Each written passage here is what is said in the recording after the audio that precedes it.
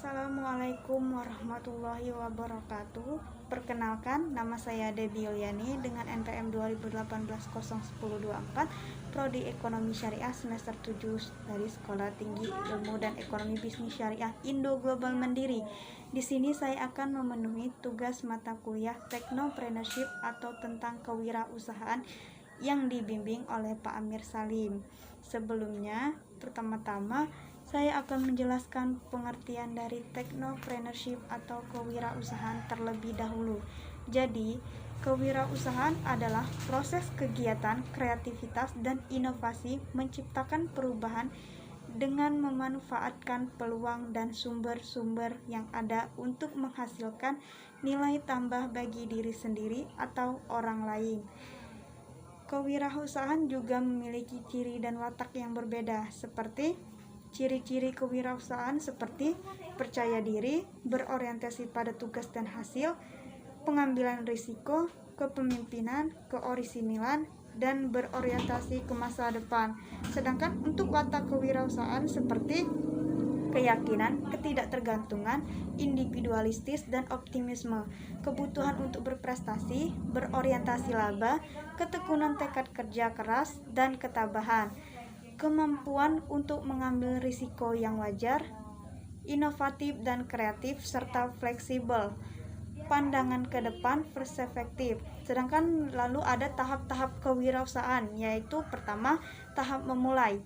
Tahap di mana seseorang yang berniat untuk melakukan usaha mempersiapkan segala sesuatu yang diperlukan, diawali dengan melihat peluang usaha baru yang mungkin, apakah membuka usaha baru, melakukan akuisisi atau melakukan franchising, juga memiliki jenis usaha yang akan dilakukan, apakah di bidang pertanian atau industri, manufaktur, produksi atau jasa.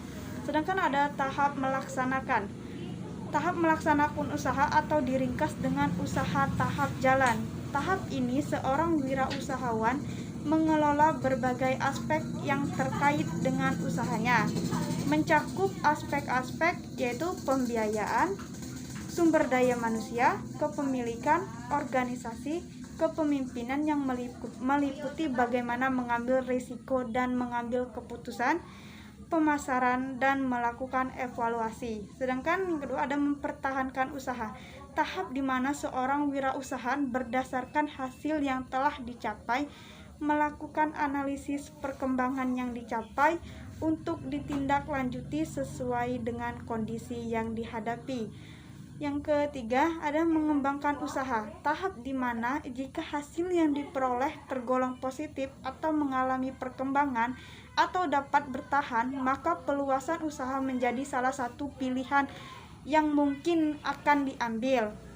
Dan untuk pembahasan selanjutnya, di sini saya akan menjelaskan usaha apa yang saya ingin ambil ke depannya nanti. Saya ingin memulai dengan usaha kuliner seperti berjualan seblak dan bakso yang saya beri nama Pondok Seblak dan Bakso Dua Saudara.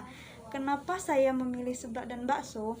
Karena menurut saya seblak dan bakso adalah makanan yang sangat digemari oleh kalangan masyarakat, terutama di kalangan remaja. Bahkan saya pribadi pun sangat menyukai seblak dan bakso. Di desa saya sendiri pun seblak dan bakso menjadi buruan makanan paling dicari di sore hari.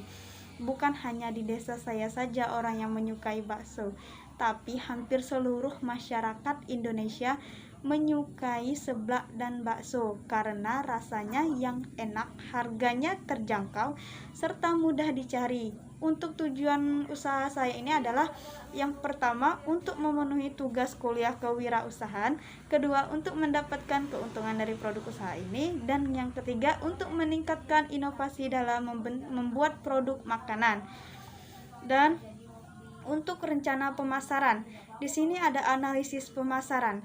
Berdasarkan situasi pasar di Desa Sukajadi, Kecamatan Sungai Rotan, Kabupaten Muarajambi saat ini, saya melihat prospek dari usaha seblak dan bakso akan berkembang pesat. Karena pada masa sekarang ini saya melihat permintaan masyarakat terhadap jajanan kuliner makanan sangat banyak, serta kebutuhan akan tempat santai maupun berkumpul untuk menghabiskan waktu bersama teman-teman, tetangga sekitar, dan keluarga semakin meningkat. Dan hal ini membuat saya melihat adanya peluang besar untuk mendapatkan profit. Jajanan kuliner saya dapat dijangkau oleh semua kalangan, baik kalangan bawah, menengah, dan atas. Dan untuk bauran pemasaran, jajanan kuliner seblak dan bakso yang saya tawarkan berupa seblak bakso, seblak ceker, seblak ayam, dan seblak sosis. Sedangkan untuk baksonya sendiri ada bakso telur, bakso urat, bakso mercon, dan bakso bakar. Dan tinggal konsumen milih mau seblak dan bakso yang seperti apa. Untuk harga yang saya tawarkan juga sangat terjangkau oleh berbagai kalangan dan dapat bersaing sesuai dengan warung seblak dan bakso lainnya. Untuk tempat pondok seblak dan bakso yang saya buka, tempatnya sangat strategis dan berada di tengah keramaian, serta lokasinya sangat aman dan mudah dijangkau oleh siapa saja. Pondok seblak dan bakso saya juga memiliki tempat parkir yang luas dan suasana yang nyaman. Untuk studi kelayakan bisnis, saya menggunakan analisis SWOT. Yang pertama ada strength atau kekuatan. Yang menjadi kekuatan saya yaitu produk yang saya tawarkan bervariasi, seperti saya menawarkan seblak dan bakso berbagai macam varian. Dan saya melakukan inovasi bentuk dengan kualitas rasa yang tetap terjamin. Dan saya juga menyediakan tempat yang santai untuk orang-orang yang ingin makan dan berbincang-bincang bersama teman dan keluarga. Kedua ada weakness atau kelemahan. Kelemahannya adalah jangkauan pemasaran kami terbatas. Yang ketiga opportunity atau peluang. Lokasi pondok seblak dan bakso dua saudara yang terletak di tengah keramaian di Desa Sukajadi membuat pondok seblak dan bakso saya mudah dijangkau oleh masyarakat di Desa Sukajadi, sehingga memudahkan bisnis saya untuk berkembang. Keempat ada threat atau ancaman.